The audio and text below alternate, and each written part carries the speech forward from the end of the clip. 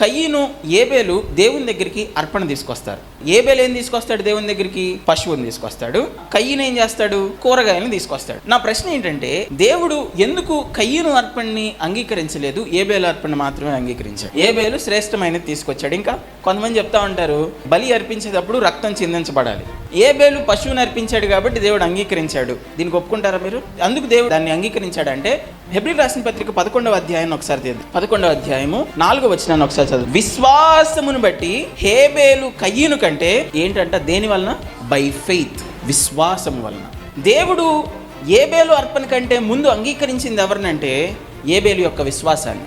హేబేలు కంటే ముందుగా దేవుడు అంగీకరించిన అర్పణ ఏంటంటే హేబేలును అంగీకరించాడు. హేబేలు యొక్క విశ్వాసాన్ని అంగీకరించాడు. Where there is a faith there is trust, నమ్మకం ఉంటుంది. Where there is a trust there is love, అక్కడ ప్రేమ ఉంటుంది, అక్కడ అంగీకారం ఉంటుంది.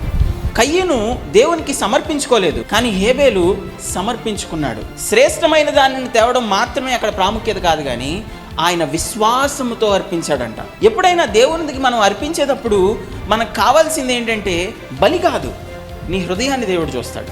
ఏ మోటివ్తో నువ్వు ఇచ్చావు, ఏ ఉద్దేశంతో నువ్వు దేవునికి ఇచ్చావు. నువ్వు అర్పణ అర్పించే ముందు నీ స్వభావాన్ని దేవుడు చూస్తాడు, నీ విశ్వాసాన్ని దేవుడు చూస్తాడు, నీ హృదయాన్ని దేవుడు చూస్తాడు. నువ్వు ఇక్కడ కూర్చొని చాలా గొప్పగా పాటలు పాడొచ్చు, కానీ నీ హృదయం దేవునికి సమర్పించుకోలేకపోతే అది నిజమైన ఆరాధన అవదు. ఫస్ట్ వర్షిప్ సర్వీసు ఈ భూలోకంలో ఎప్పుడు స్టార్ట్ అయిందంటే అది కయ్యను ఏబేలు దగ్గరే. అందుకనే ఆరాధనలో కూడా నేను చాలాసార్లు ఈ విషయాన్ని చెప్తా ఉంటా. మీరు నుంచుని పాటలు పాడేటప్పుడు ఏదో పాట బాగుంటే గట్టిగా చప్పట్లు కొడతా, పాట బాగోపోతే చేతులు వదిలేసి, మ్యూజిక్ ఉన్నా లేకపోయినా, నీకు నచ్చిన పాట అయినా కాకపోయినా, దేవుడు చూసేది ఏంటంటే నీ హృదయాన్ని అంటున్నాడు. కయ్యను ఏబేలు అర్పణ అర్పించినప్పుడు దేవుడు చూసింది ఆయన హృదయాన్ని.